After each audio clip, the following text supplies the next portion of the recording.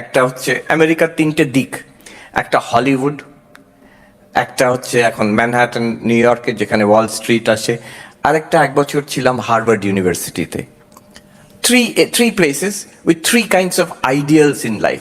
এক জায়গায় হলিউডে হচ্ছে glamour, film industry, to be successful there you have to be in the film industry or know somebody in the film industry, Hollywood. আরেক জায়গা হচ্ছে এই ওয়াল স্ট্রিট, ম্যানহাটন, সেখানে সাকসেসফুল মানে পয়সা, হু ইজ রিচ, কে বিলিয়নিয়ার সেই successful. Fame is not so important but money is important. আরেক জায়গা হচ্ছে হার্ভার্ড, সেখানে ফেম কি মানি অত ইম্পর্টেন্ট নয়, but learning is important. Are you author of well-known books? Are you the head of your department? Are you a Nobel Prize winner?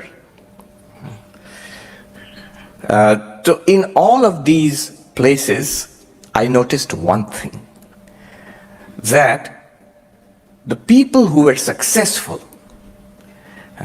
they had this one characteristic in common, an enormous power of focus. সব কিছু বাদ দিয়ে ওরা যেটাকে pursue করছে ওটাকে ধরে রাখছে, enormous power of focus. অল্প কিছু জন, they had some kind of spiritual dimension to their lives. কেউ হয়তো মেডিটেশন করে, কেউ হয়তো সার্ভিস অ্যাক্টিভিটিসে আছে, কেউ কোনো ডিভোশনাল প্র্যাকটিস করে, কেউ ফিলসফিক্যাল, একটা কিছু আধ্যাত্মিক দিক তাদের জীবনে আছে। Otherwise neither the glamour of Hollywood nor the money of Manhattan and Wall Street nor a Nobel Prize winning life at Harvard University, কোনোটাতে সুখ নেই, শান্তি নেই। I noticed this. কেউ যদি বলে আচ্ছা ওইসব জায়গায়, এত উন্নত জায়গা, এত সমৃদ্ধ জায়গায় কেউই সুখী নয়, নো, সুখী আছে, শান্তি পেয়েছে কিছু মানুষ আছে, অল্প কিছু। তাদের কিন্তু ওই এক কোথাও না কোথাও অধ্যাত্ম জীবনকে ধরেছে। বেদান্ত নাই হোক, বুদ্ধিস্ট হোক, খ্রিস্টান হোক, এথিস্ট হোক, কিন্তু একটা কাইন্ড অফ ইনার স্পিরিচুয়ালিটি আছে তার। এটা একদম যেন ঠাকুরের কথা যে এক আর শূন্য, তুই যতগুলো শূন্য জোগাড় করবে একসঙ্গে, total is still zero. But if you have one, তারপরে তুমি যত শূন্য বসাবে তার ভ্যালিউ বাড়তে থাকবে। আর যদি কোনো শূন্য নাও বসাও, if you still have that one, you have got something, একটা কিছু জীবনে আছে, a source of solace, of happiness, of peace. This I have noticed in all these institutions, educational institution. আমার খুব প্রিয় এইরকম কলেজ, ইউনিভার্সিটি। আমি যখন আমেরিকাতে বিভিন্ন জায়গায় বক্তৃতায় ডাকে, ওরা জিজ্ঞেস করে মহারাজ কি দেখতে চান, and I say that is there a good university nearby, is there a good library nearby, আমাকে ওখানে নিয়ে যাও। So I visited many places across the United States. শুধু ইউনাইটেড স্টেটস কেন, ইংল্যান্ডে, কেমব্রিজে গেছি, অক্সফোর্ডে, অন্য অন্য জায়গায় আমি ঘুরে দেখেছি। and one thing I notice, how people work, and this is a common factor I have seen in all the elite institutes across the world. এখানে আমি আইআইটি কানপুরে যখন বক্তৃতা দিতে যেতাম, আমি লাইব্রেরিতে গিয়ে বসে থাকতাম, নিজে পড়তাম আর দেখতাম ছাত্ররা কিভাবে পড়ছে। And everywhere I noticed the same thing. IIT Kanpur বলো, সেখানে আমি হার্ভার্ডেও লাইব্রেরিতে গিয়ে বসতাম, নিজে পড়তাম, অন্যদের দেখতাম কিভাবে পড়ছে। And one thing I noticed, students, research scholars, professors, Nobel Prize winners, one common quality they had everywhere, an enormous power of focus. যখন একটা জিনিস তারা ধরেছে, they forget the entire world, not just for a few minutes or few hours, for days, months, even years. একটা বুক টক Harvard university, আমার এখনো মনে আছে, স্টাইন হার্ট না কি ভদ্রলোকের নাম করা ফিজিসিস্ট, বইয়ের নামটা মনে আছে, the second kind of impossible. He was talking about discovering a particular kind of crystal. তো তিনি যখন বক্তৃতা হয়ে গেল, তাকে আমি জিজ্ঞেস করলাম, what is the common thing? You have worked with Nobel Prize winners, you are working with brilliant research students. What's the one common thing that you notice in their work ethic?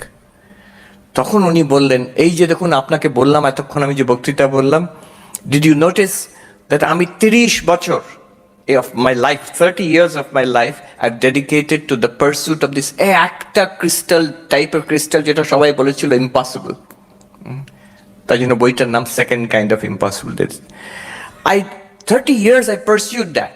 সবাই বলছে এটা ফালতু Quest একটা। And then he showed, আমার এখনো মনে আছে, ওই অডিটোরিয়ামের দেয়াল দিকে দেখাচ্ছেন, উনি বলছেন, if I can get an answer to my question, I'm ready to break through the walls of this auditorium if I can get an answer to my question. আমার এইরকম determination. And then he said, অন্যদেরও যারা এইসব ফিল্ডে কাজ করে সবাই they have that capacity. Now, my point is, we all have that capacity. We all have that capacity. We don't use it. আমেরিকার খুব নামকরা ধনাঢ্য ব্যক্তি ওয়ারেন বাফেট, নাম করা ইনভেস্টর, সবাই জিজ্ঞেস করে যদি এক মুহূর্তে যদি কেউ বিলিয়নিয়ার হয়ে যায়, কেউ কি বলে অস্কার উইনিং অ্যাক্টর হয়ে গেল, কি নোবেল প্রাইজ উইনার হয়ে গেল, সবাই হোয়াট ইজ ইউর সিক্রেট জিজ্ঞেস করতে আরম্ভ করবে। তাকে কেউ জিজ্ঞেস করেছে what's the secret of your success, উনি বলছেন এক জায়গায়, আমি বলতে পারি what's the secret of my success. শুধু তাই নয়, সেটা আই নো দ্যাট। তো কি সিক্রেট? তিনি বলছেন প্রত্যেক দিন আমি 500 পাতা পড়ি, 500 pages I read প্রত্যেক দিন, mostly related to his business, and he says that is the secret of my success. সারা জীবন আমি ওইটা করে এসেছি, and you also can do that, but it's not easy. আমার নিজের মনে আছে, আমি এই 2 বছর আগে when I was part of this graduate course, হার্ভার্ডে ভর্তি হয়েছি, তখন আমি ভালো এই বয়সে আবার পড়বো। খুব নাম করা, তোমরা হয়তো চেনো কি চেনো না জানি না, one of the leading intellectuals of the world, Professor Gayatri Chakraborty Spivak. She is now 80 this year. Many people would not associate her with religion, কিন্তু it's a very interesting character. তাকে আমি বলেছিলাম, তিনি আমাকে বললেন 80 years তার বয়স, আমি বললাম এই বয়সে আবার কলেজে ভর্তি হব, আবার মনে হচ্ছে হার্ভার্ড যাই। তখন উনি বলছেন আপনি তো বাচ্চা, আপনি পড়বেন না মানে? নিশ্চয়ই পড়বেন, আমাকে দেখুন। সেই সময় তিনি ছুটছিলেন, চাইনিজ শিখছেন শুধু নিজের শখের জন্য নয়, কলম্বিয়া ইউনিভার্সিটি চাইনিজে ক্লাস বসে চাইনিজ শিখে পরীক্ষা দিতে যাচ্ছেন। একটা 19-20 year old গার্ল যখন ছুটে যাচ্ছে তার কলেজের পরীক্ষা, ঠিক ওই রকম স্পিরিট 80 বছরের মহিলা। তো বলছেন দেখুন আমাকে, আমি এই বয়সে শিখছি, আর রীতিমতো আমি সবাইকার সঙ্গে বসে, ছাত্রদের সঙ্গে, ওদের সঙ্গে বসে পরীক্ষা দেবো, আপনি নিশ্চয়ই যাবেন। আমি পরবর্তীকালে হার্ভার্ডে জিজ্ঞেস করেছিলাম যে আমাকে সিলেক্ট করলেন কিভাবে? তখন তারা প্রফেসর বললেন আপনার যা রেকমেন্ডেশন আছে তাকে না সিলেক্ট করে উপায় নেই। বললেন কি রেকমেন্ডেশন? গায়ত্রী স্পিভাক নিজে আপনার নামে একটা লম্বা চিঠি আমাকে দিয়েছেন। কি লিখেছেন আমি আজ অব্দি জানি না, কনফিডেন্সিয়াল। তিনি লিখেছেন একটা চিঠি, আর সেই চিঠি আমাদের হার্ভার্ডের আর্কাইভসে রেখে দিয়েছি। আমার তার এই বক্তব্য আমি এখনো মনে আছে। সেই প্রফেসর আমাকে বললেন it's not every day that one gets a letter from Gayatri Spivak. ওই যে passion, the ability to hold on to one thing and pursue it continuously. আচ্ছা কেউ বলবে ঘন্টার পর ঘন্টা পড়ে যাচ্ছে, তো বোরিং, ভীষণ boring. Not at all. You know what is boring? যদি if you pursue one thing continuously for several hours in a day, you will not be bored. But you get bored when একটা জিনিস করছি, তারপরে একটু মেসেজটা এলো, দেখে নি তো কি এলো, তারপরে আবার গিয়ে পড়বো। তখন পড়াটা বোরিং হয়ে যাবে in comparison to my smartphone. The more you get distracted, the more your essential task will suffer. There is একটা সাইকোলজি সার্ভে হয়েছে, মারাত্মক কথা। সেখানে বলছে কোন একটা কনসেন্ট্রেটেড কাজ, কেউ বই পড়ছে, কোন একটা অ্যাসাইনমেন্ট করছে, রিসার্চের কাজ করছে, ইফ ইউ গেট ডিস্ট্র্যাক্টেড, এই যেমন ফোন এলো, ফোন একটু দেখলাম, কি টেক্সট এলো, কিছু ফেসবুকে একটা কিছু এলো, যদি ডিস্ট্র্যাক্টেড আমি একটু দেখে নিই, কয়েক সেকেন্ডে আবার করব, ওই যে ডিস্ট্র্যাকশন, ওটা নাকি কত 12 মিনিট লাগে to recover your original concentration. একটা figure, I don't know if it's 12 minute, but still it's impressive figure. এতটা সময় লাগবে ওইটুকু, what is the price to pay for that little distraction? এখানে এটাও বলে রাখি, recently there was a documentary, I don't know if you have seen it, but it's worth seeing. It was called the Social Dilemma. কেউ দেখেছে Social Dilemma? Some of you may have seen, দেখেছো, right? So যদি তোমরা দেখতে পারো দেখো, it's about the effect of social media on concentration. Social media দেখছি না, আমি টাইম দেখছি।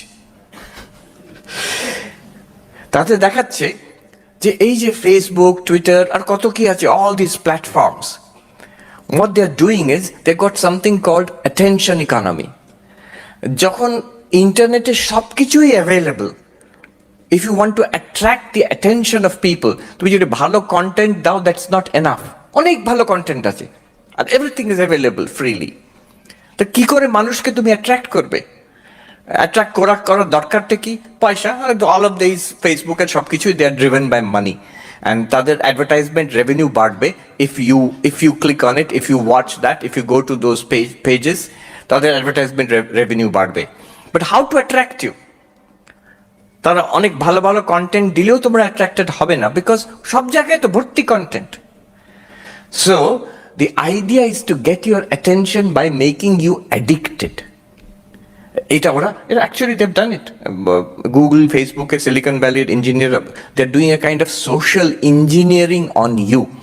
একটা কথা ওদের আছে যে if the product is free, then know that you are the product.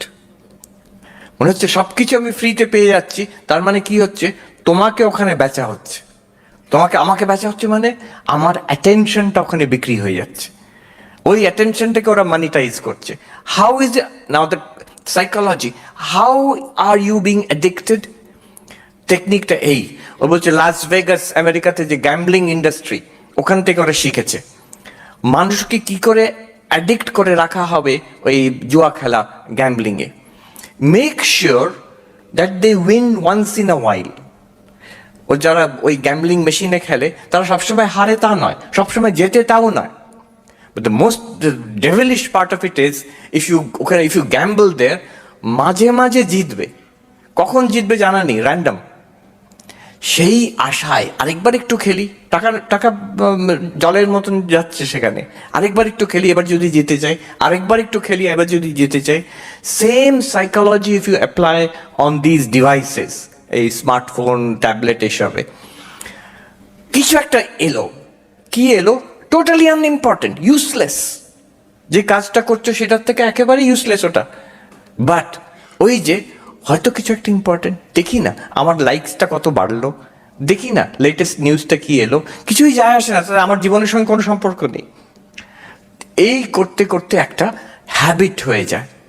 Yule notice how many times you check your phone, how many times you check your email or check your social media.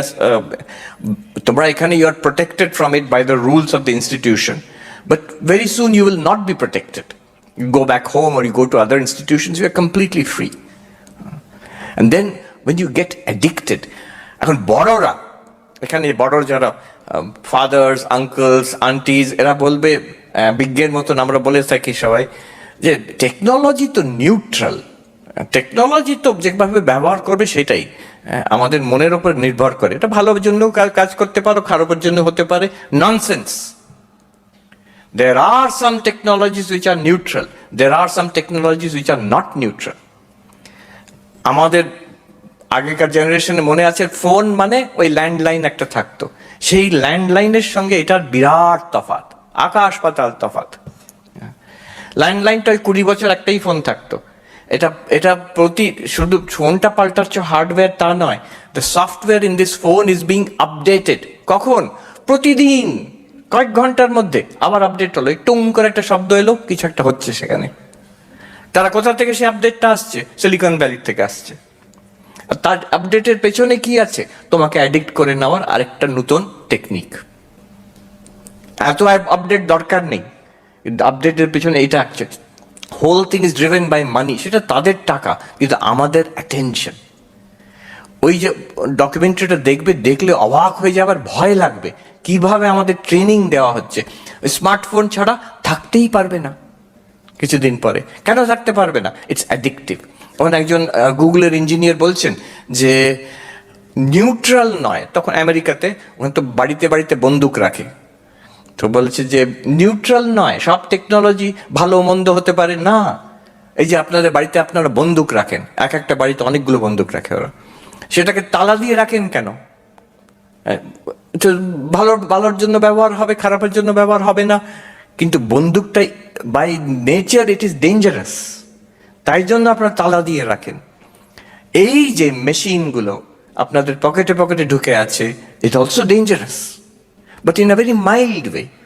তাই জন্য এটাকে আমরা ভাবি না খারাপ কিছু, but you are getting addicted.